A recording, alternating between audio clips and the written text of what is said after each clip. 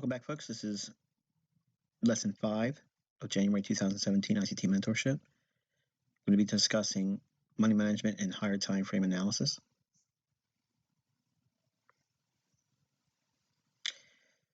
Okay, we're going to be just talking about a broad brush perspective on this view of trading. In other words, long-term analysis. We're going to assume for a moment that everyone that's learning the concepts for January is contemplating the medium of long-term trading or position trading. Now, that may not be your cup of tea. That may not be the discipline of trading that you are going to adopt as your career.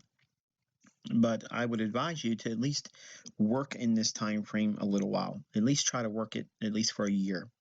And the reason why I say that is because some of you may not be contemplating managed funds. In other words, managing other people's money or working for a firm, maybe working for a prop firm. And while you may not have a large equity base to start with, it's not important now, but what is important is growing your understanding over a long period of time. And that means getting experience in the marketplace. There's no better experience than actually applying the things that you've practiced in a demo account with positive results and then segueing into a live setting where you're using live funds. It's not important that you have a big account because what you're focusing on is the control over drawdown, keeping it manageable, keeping it tolerable. What's a tolerable level of drawdown?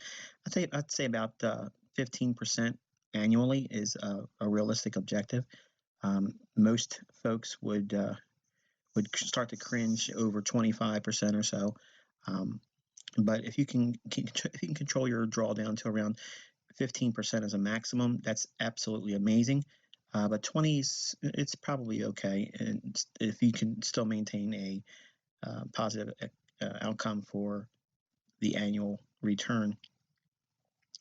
But thinking about managed funds, I want you to think about the possibility that while you may be thinking about only managing your own individual assets and moving your wealth forward independently apart from using anybody else's money, for some of you that may not be the case. Maybe you came into this mentorship with every expectation of learning to do that very thing.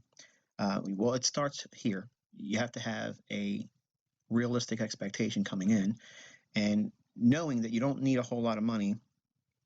If you can show a consistent equity curve that's improving, very little drawdown, very infrequent, erratic or slow periods in your trading, that is very good for investors. When they see things like that, and it doesn't have to be high rates of return, but having a steady increase of over a calendar year, that really attracts investors. You have no idea how much money is sitting out there just waiting for people to say, hey, look, I'll take that money and control it for you and turn a profit. Now, you also don't need to use the entire equity base that you start with. Many times, $10,000 trading account, and they assume that they have to maximize every possible dollar in that account to get a respectable rate of return. And I don't teach that. I actually have a very conservative approach. When I'm trading, my view is I don't want to allocate every possible dollar to the marketplace.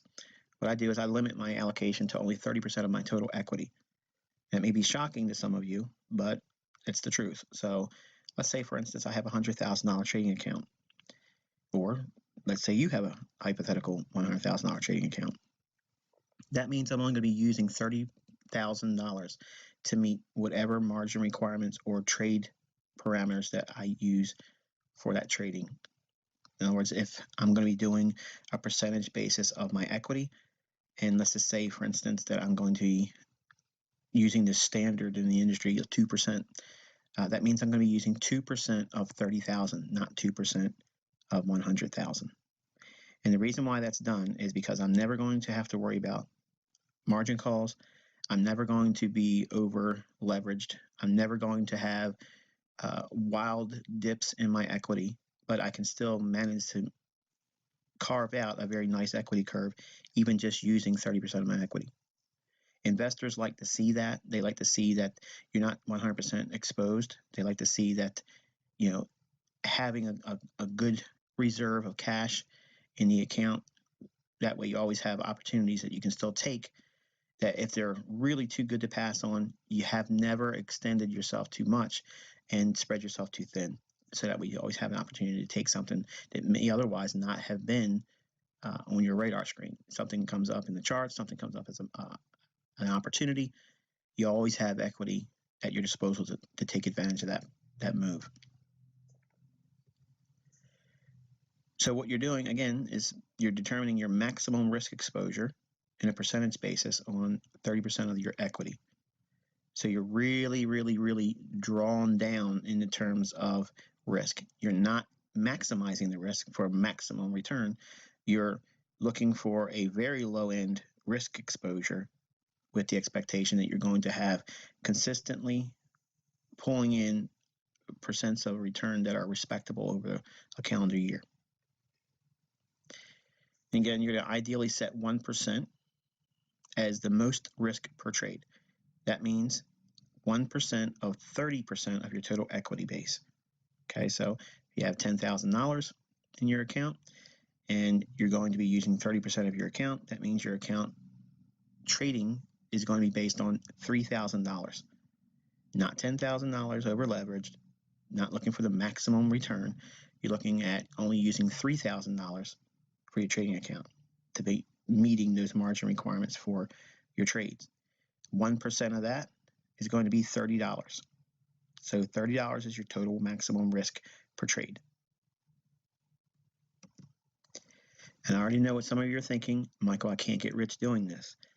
And that's right. You're not going to get rich right now. You're not going to get rich tomorrow or next month. But you're not thinking like that right now. I want you to consider, and I'm not trying to force you into managed funds, but I'm trying to broaden your perspectives, okay, on a lot of things, and allow yourself the opportunity to even just think about the possibility. And again, I personally know from experience it's not fun to manage other people's money. For me, it's very stressful. But for some of you, it may be exactly what you'll need to get over that hump. And you can make a lot of money managing other people's money rather quickly. And then you can take that money and seed your own investing. And then you can do your own speculation how you'd like to do it. And if you want to take a little bit more risk on, not that you should, but you can do that in that medium where you get other people's money to pay you, fill your account up with funds, not out of your own pocket, when you can independently trade apart from other people's money. And then you can close shop on trading other people's money and just focus primarily on yourself. Going to be targeting 3-to-1 reward to risk or higher setups. Now, again, some of you are, totally completely turned off to actually trading on the higher time frames. But for some of you, this is going to be perfectly designed for you. It's going to be your cup of tea, if you will. There's still 3-to-1 setups that are offered on these higher time frames charts, and that's what you're going to be focusing on. Now, having low risk, high reward permits very, very low accuracy. You don't have to be accurate all the time, but you do have to be patient on this time frame. And the other benefit is low risk allows equity for more setups. So in other words, you're going to see more possible trade setups by not having all of your money in one trade.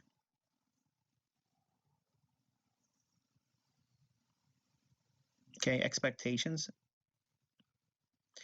Again, you want to be focusing on a handsome annual percent return. Now, what is this? What's an annual return that's respectable?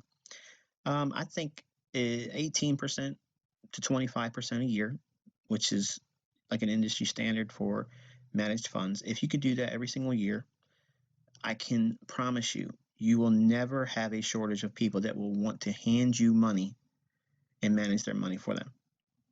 Now, as we get deeper into this mentorship, I'll actually tell you how you can well up other people's money and reach out to other people through different mediums and build business relationships with folks that would want to do that type of thing. Again, it's something that you'll have to make the decision on your own, but using higher time frame analysis like this, I want you to go forward from this point on and contemplate taking long-term trades. Once we complete January's content, I want you to think about operating at least for the remainder of this mentorship for next 8 months or so. You want to be focused on doing that very thing, looking for higher time frame trades and letting them pan out. Don't try to get in there and take a little bit out of the marketplace and then move to the sidelines real quick. And remember, when you're managing money with higher time frame trades, there's very little in terms of frequency with higher time frame setups.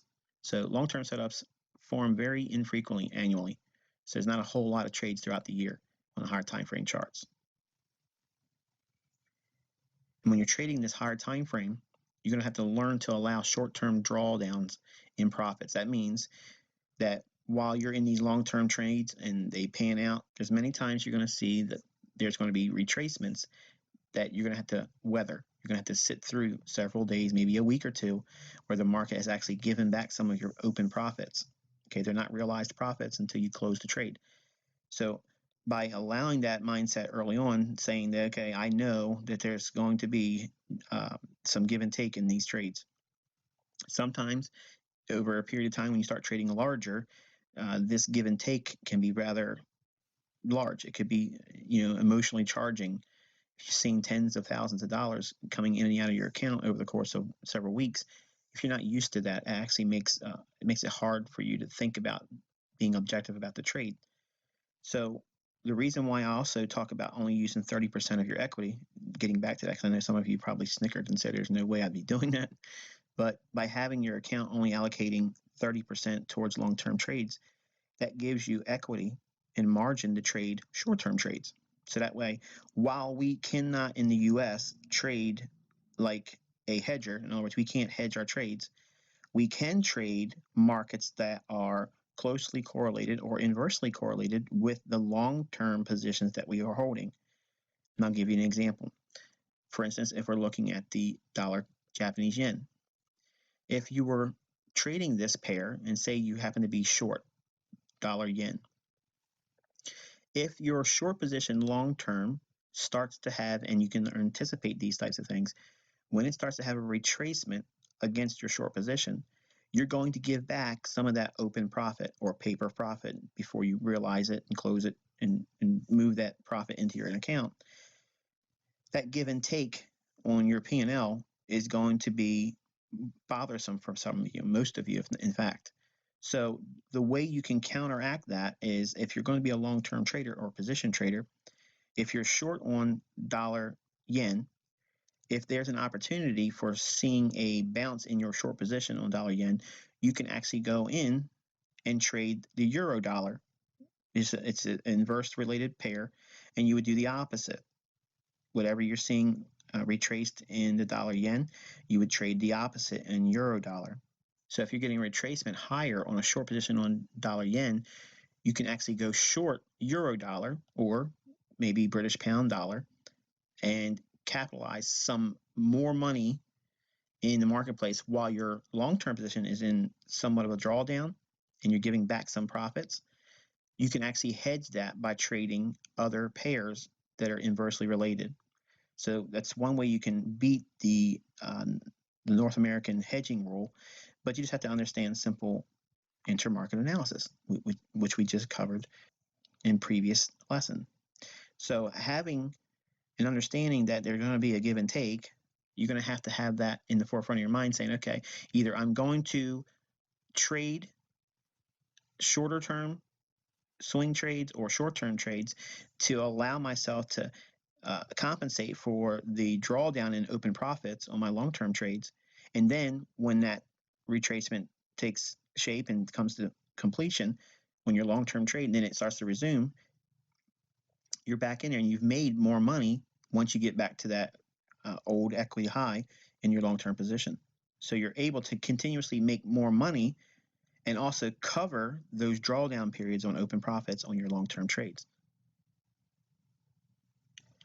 Now, stop loss orders are not a measure of ability. Now, obviously, most of us in this mentorship are predominantly male, and males have a tendency to like to pull out the measuring stick and see how they measure up against the next guy or how they measure up against you. Stop loss orders, for whatever reason, has over the ages, okay, of technical analysis, it's become a way of knowing how good you are. And if you can trade with a 10 pip stop loss, you must be elite. That doesn't belong in any way, shape, or form in long-term trading. Long-term trading, it's not. You don't limit your trade idea or opportunity based on a set number of pips. Like intraday trading, I like to have about 35 maximum. That's about a safe number for me. 30 pips is a general rule of thumb, but about 35 pips is about the number one go-to number for me, because generally if it's 100 pip daily range average ADR, not that everyone is or that it maintains 100 pip average, but a third of that would be 33%. So I round it to 35 pips, and that gives me a real good round number to go for. But you can use what I've always said before, about 30 pips. But on long-term trades, 30 pips isn't going to do it sometimes, especially if you're only trading off of and keying off of the daily time frame. So if your daily chart is your executable time frame, which is what you'd be using if you're trading with a monthly and weekly chart, and you can't use intraday charting because of your business or your home life doesn't permit you to be up or in front of the charts, or you just have a job. I mean, let's just face it, some of you in here, they have jobs, and there's nothing wrong with that. I came from a world where I had to go to work too, but you have to understand that your stops are going to have to be proportionate to the time frame you're trading in, which leads us to the next point here. When you're trading a trade that has a setup that requires a 200 pip stop loss on it, that means you're risking 200 pips. For some of you, that's mind-boggling. There's no way that you're going to permit yourself to risk 200 pips of price movement against you, because you're so used to and ingrained in looking at those lower time frames. But just because it's a 200 pip stop loss on a setup on a daily time frame, assume for a moment that you're aiming for a 600 pip win.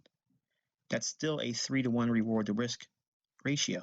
There's nothing wrong with that. You're still gearing the same way you would, to be in line with a very low objective in terms of win rate. You can still do very well with that gearing.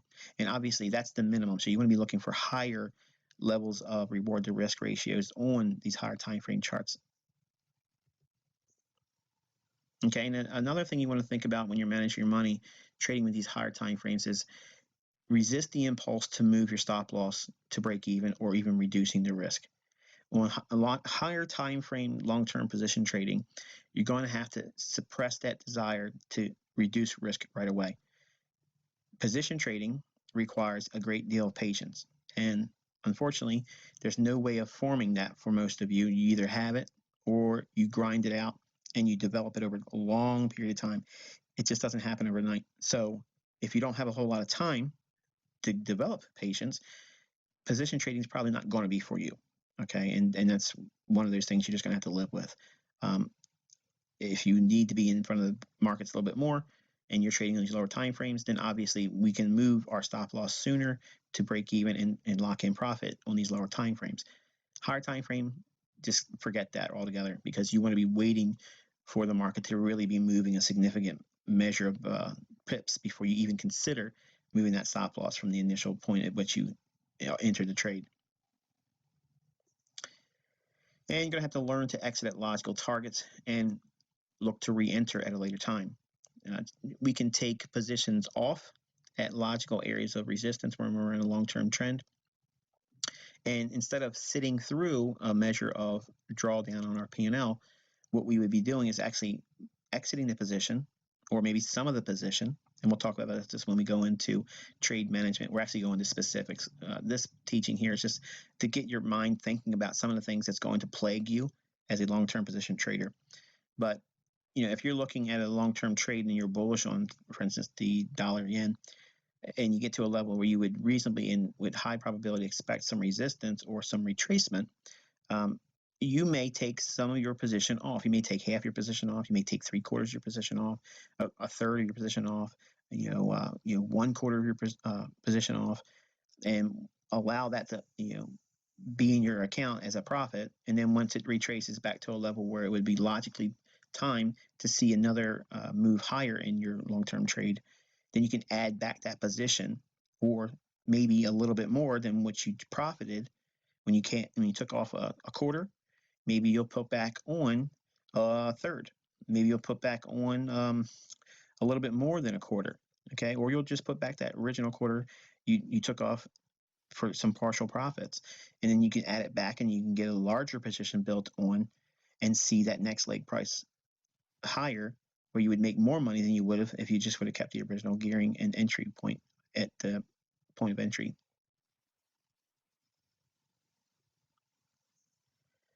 And finally, long term is not get rich quick, but get rich steady. So before you go into the next series of teachings, where we actually go into a little more detail about what it is you're actually doing with long-term position trading, just know that you are not going to see velocity for your money trading these higher time frames. It just isn't there. Now, velocity is how fast you put your money at work and it makes a profit for you and you get it right back right away. That's velocity. That's why I like day trading, because I can compound my money very quickly. Some of you cannot do that, and don't feel that you can't be profitable because you can't do that discipline of trading, so therefore you can't be profitable. That's not true. You can make very, very handsome returns on just long-term position trading, but it has to fit your psyche. It has to fit your inner trader, that person inside of you that makes who you are as a trader.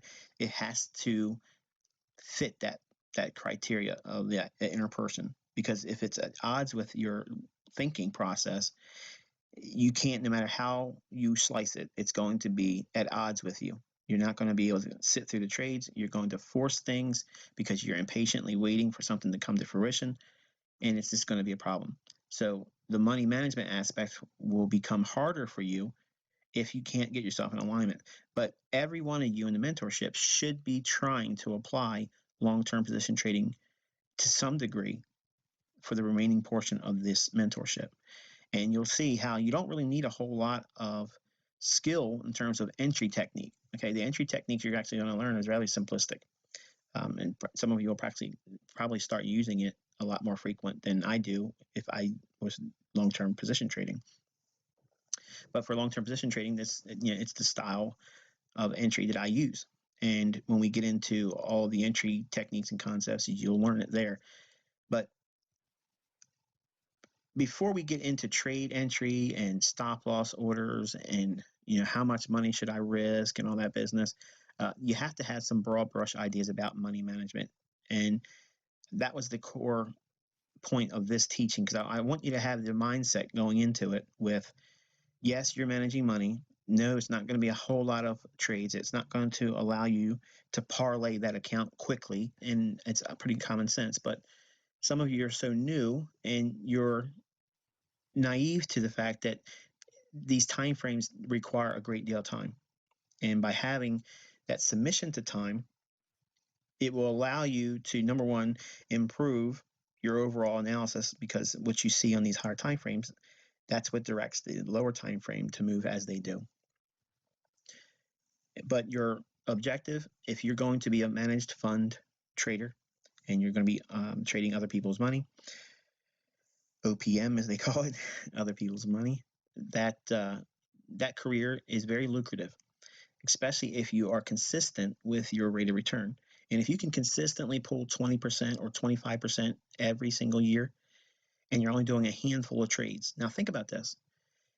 We've already mentioned that there's very little trades going on this higher time frame. So if you have every 3 months, there's a potential trade that could theoretically form every 3 months. It doesn't work like that, though, folks. I look personally for 2, and if I'm lucky, 3 good position trade setups a year. So that means over the course of January to the end of December, you're probably going to see 2 very, very simple, easy to find long-term trade setups. Maybe if you're lucky and you're really dialed in and the market's really working well and it's very symmetrical, you may see a 3rd setup for the year. Generally, rarely have I seen 4 setups in a full January to December where I've actually been able to participate in it. So unless you get to the degree where you're able to see it better than I, and that's the goal here also. You want to be better than ICT, and also the market profile for that calendar year is just so conducive for a 4-move setup where you have every 3 months or so you have a quarterly shift. That would be, that'd be great for you. But just know going in, the expectation should be it's not going to most likely be there for you. Okay, so we're focusing primarily on 2 really good setups a year and really milking those positions. And if we're lucky, we'll get a third. Okay, and you're probably doing the math on this and thinking, okay, well, if I just did 3 to 1 and I'm risking 1%, the best I can make is 3% on each one. Okay, great. Yes, I agree. And if you get 2, that means you're only making 6%. Right. That's correct. But you're also only risking 1% per trade. So that means if you have a setup that's moved into profitability, now you have new equity. So that equity can be put to work as well on new trade setups. And just because you missed the lowest possible buy for a long-term long position doesn't mean you can't get into a position in that long-term trend with a long-term mindset and still make more percent return. And we'll talk about that when we get into execution and trade management. So don't think you're just going to make, well, I could only make about, if there's only 2 a year and the best I can make is 3% return, that means I'm going to make 6% for the year. That's not attractive, Michael. That's only if you're taking one setup.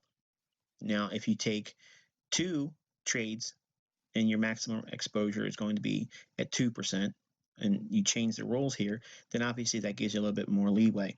But it's not meant for you to go in trying to maximize how much you can earn. What your goal is how much can you manage in terms of drawdown, keeping it low, and still carve out a rate of return over the full calendar year. That's the goal. That's the homework for the rest of this mentorship. You want to have at least one long-term trade where you were able to execute on and hold it through a long period of time, at least 3 months. So if you can do that, you'll have what I personally believe that it takes to put it to work where you can turn a profit over a whole calendar year. Now, if you are going to manage other people's money, okay, and you've become better at your trading, you understand what you're doing, and you're risking 2% of 30% of the total equity. If you make 2%, your total maximum risk per trade, and you have several opportunities throughout the year where you can take the position, then you can short-term trade or swing trade any drawdown periods, you can maximize that. You can very easily get to that 18 to 20% rate of return on equity for the year. You're not going to be doing a whole lot of trades. You won't be forced to be in front of the marketplace every single trading day. You're actually going to be very free with your personal time. That's the reason why large fund managers are always on vacation.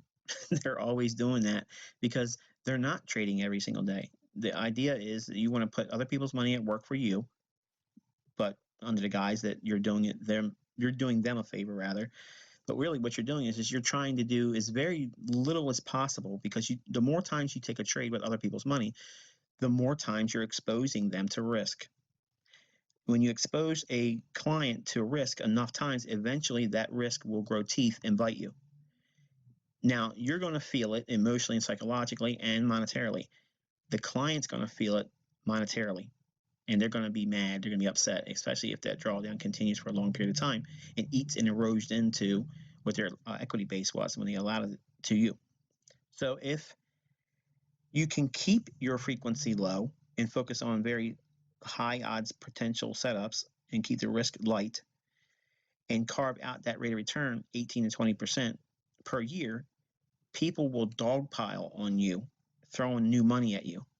And as you have a management fee, all the percentage bonuses that you would establish and set up when you make your prospectus and you sit down with clients, all those things are in your favor. The client would be making money too, obviously, as a result, but you're not working yourself too hard to get that money for them. And therefore, because it's going to be a large degree of money, hopefully a pooled account where you're having other people pull money into it, not just you and one client, you want to work with a fund level that has ability to bring other people's money in. And when you do that, it builds that equity base a lot larger.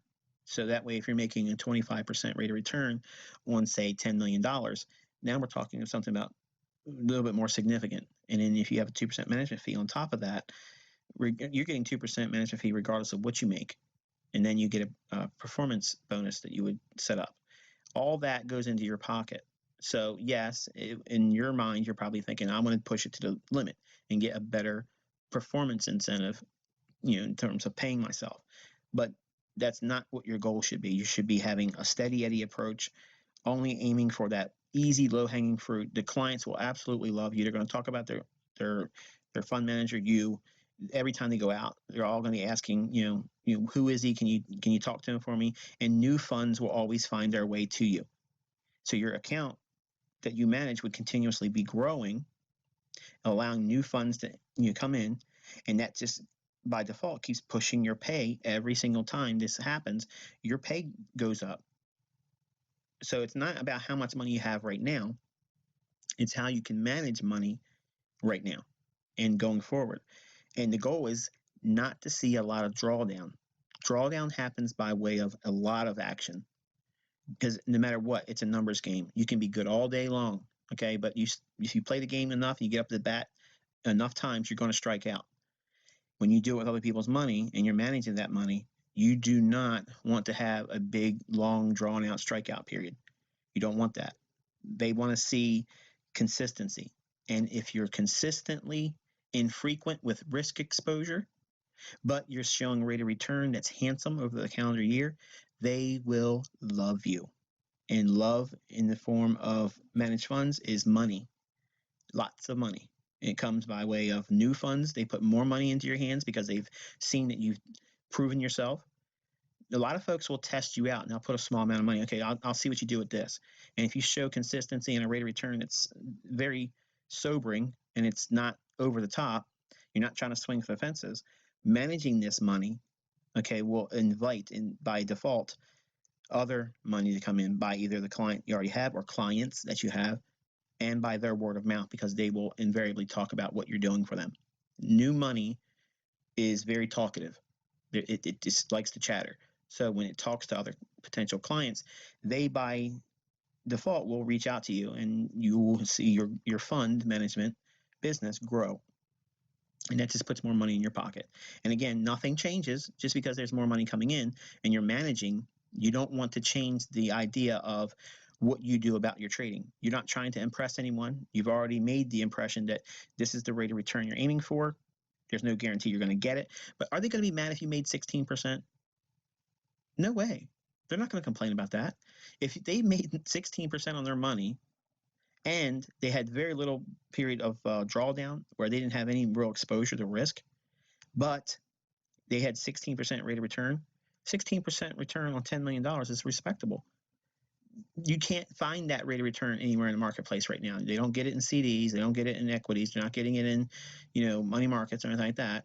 So what they're doing is they're allowing you to work for them by managing that money.